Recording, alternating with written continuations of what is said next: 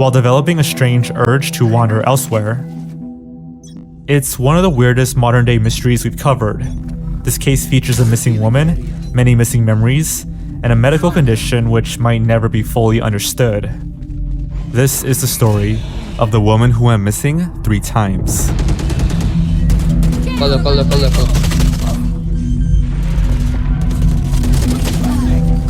Spike planted. In August 2008, 23-year-old Hannah Up left her New York apartment to go for a jog. She was just beginning her 2nd year of middle school teaching. She seemed happy and well, and as far as anyone knows, there was nothing abnormal or unusual occurring in her life. But she didn't return from her run, sparking a lengthy hunt with few clues. In her apartment, she had left behind all of her belongings, including her cash, purse, and credit cards. At first, detectives thought she was murdered. But 9 days later, an old acquaintance spotted Hannah in an Apple store, where she'd somehow logged into her Gmail account. She was wearing a sports bra and shorts, and her hair was pulled back tight into a ponytail. It looked like she had just gone out for a run, when in reality, she'd done that very same thing 9 days before. Confused by Hannah's appearance, the acquaintance asked her, "Are you the Hannah that everyone is looking for?" Yeah. Hannah answered, "No," and wandered away, leaving her acquaintance even more confused and alarmed. There is no evidence that Hannah sent or read any emails during her fugue state Gmail session, and no one, including herself, knows why she was in an Apple store. Hannah was also spotted in a Starbucks and in 5 New York sports clubs, which she was allegedly entering to shower. It seemed the whole time Hannah was missing, she was frequently moving around New York City, but family, friends, and the police couldn't pin her down. On September 16th, having been missing for 20 days, Hannah was finally found. A Staten Island ferry driver saw a body floating in the water near Robbins Reef, just south of the Statue of Liberty. The body was fished out of the water, but the person was inexplicably alive. She was confused and distressed, and she was confirmed to be Hannah Up. She was dehydrated and sunburned, and diagnosed with hypothermia. Her disappearance led her family and friends to conduct an intensive search. Then weeks later, the captain of the Staten Island ferry spotted what turned out to be a woman in the water. Pulled her up, she made a gasp of air, cried for like 3 seconds, and that was it. She passed out. Hannah Up was treated at a Staten Island hospital and later said she had been diagnosed with a rare form of amnesia called dissociative fugue, characterized by sudden, unexpected travel combined with an inability to recall one's identity or past. But what came next made things more confusing and bizarre. When her friends and family came to visit Hannah in the hospital, she didn't understand what had happened or where she'd been. The first thing she asked her mother was, "Why am I wet?" And she didn't appear to realize that almost 3 weeks had passed. She was interviewed by police, who failed to extract any information. The last thing Hannah remembered was running near her apartment on the day she went missing. In a media interview after her first disappearance, she claimed, "When I first came to, it was like, what do you mean, where have I been?" It goes from like going for a run to like being in the ambulance. And for me, that was like, what, 10 minutes past? But it was like 3 weeks. After extensive tests, Hannah was diagnosed with a condition known as dissociative fugue, a terrifying disorder in which sufferers temporarily forget who they are. During moments of dissociation, sufferers forget all of their memories and personal information. Usually these moments are caused by some form of trauma, physical assault, sexual assault, natural disasters, profound sadness, or PTSD. But Hannah couldn't think of any trauma she'd suffered, either recently or historically, nor could her family or friends. When people enter these fugue states, they're usually completely functional. They can talk, communicate, work, and do whatever else they might want to do. But they can't remember who they are. They develop a strange desire to wander, and they often make unusual decisions.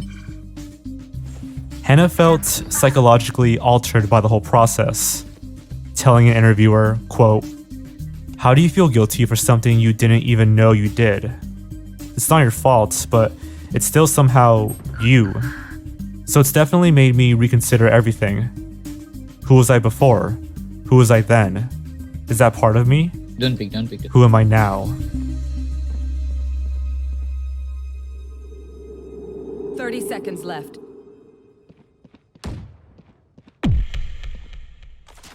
In September of 2013, a few years after her first disappearance, Hannah Up was living in Maryland, around 200 miles from her previous home in New York. Again, she was just in the process of starting a new teaching job. But things went awry once more, as police called Hannah's mother with news that her daughter's purse and cell phone had been found on a wooded trail. She hadn't slept in her own apartment the night before. This time, it only took 2 days to find her, but on this occasion, Hannah found herself, seemingly able to break out independently from her fugue state. Hannah's mother received a call from an unknown number. She picked up the phone, and the person on the other end of the line muttered, "Mom?" Hannah had been walking for more than 2 days before she realized who she was after jolting to consciousness while sitting in a dirty creek. Again, she had no memory of where she'd been or how she made her way to the murky waters of a residential creek. Despite now having disappeared twice, Hannah was determined to keep living her life as normal. Police offered to fit her with an ankle bracelet, but she refused. But that was a decision which led to a much longer, much stranger, and much more worrying disappearance. And it's a mystery that still hasn't been solved. Down mid. One enemy remaining.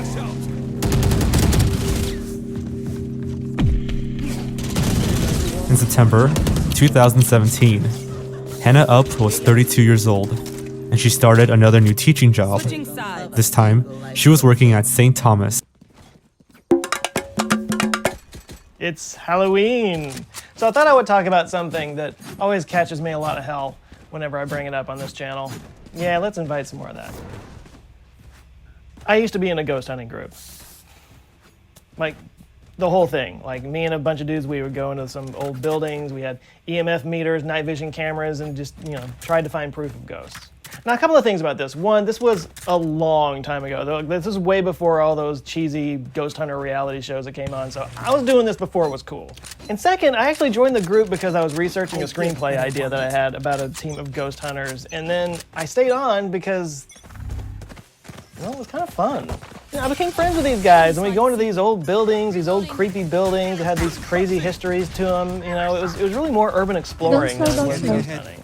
This is actually how I discovered the Baker Hotel in Mineral Wells, which is one of the most fascinating buildings with one of the most fascinating histories I've ever heard, and I'm obsessed with it, and I desperately want to make a documentary about it someday.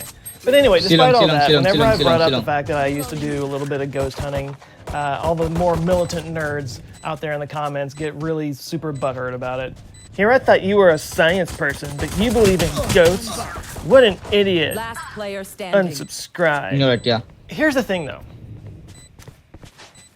I don't really believe in ghosts. And you know why I don't really believe in ghosts? One enemy Because remaining. I was in a ghost hunting group for like 3 years, and I never saw anything. I have stayed nights in some of the creepiest, supposedly most haunted buildings in Texas with cameras running the whole time. And yeah, I might have caught an orb here or there. I might have caught a electromagnetic spike here and there, but nothing that couldn't be explained away by dust or electrical interference. I never found anything that was 100% definitive proof of ghosts. So I used to question if they were real. I investigated it, and I came to the conclusion that they probably aren't. What could be more science person than that? And honestly, I wish I had seen something. It would make my stories from that time of my life a lot more interesting. So I may not be the world's biggest believer in ghosts, but I do love me some ghost stories. And the fact of the matter is, there's a lot of them out there. And being that today is Halloween, I'm going to share some of those with you. So this video is kind of a collaboration with some friends of mine at the Haunted AF podcast. This is a show where they basically have people call in and share their first-hand accounts of ghost stories and experiences that they've had, and they have given some of these stories to me graciously to let me share with you. So yeah, if you love a good creepy story, you might want to check them out. I'll put the link down in the description. And if you're one of those more militant nerds like I was talking about before, and you're gonna get all triggered over this, just don't. Just maybe skip this video, okay? And maybe LPLT.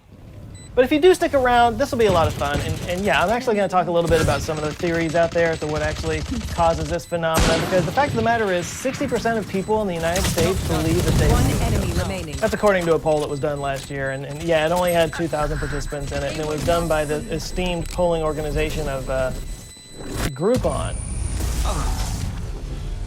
But still, pretty much everybody knows somebody who swears by a ghostly experience that they once had. And this has been true since, like, the beginning of recorded history.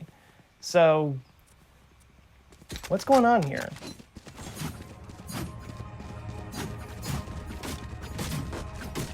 It was 1987.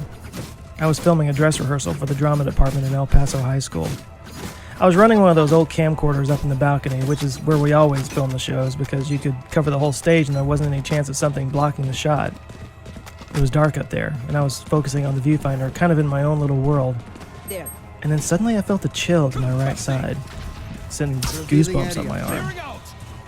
I thought somebody might have opened the door and let a draft in or something, so I glanced around. Sure enough,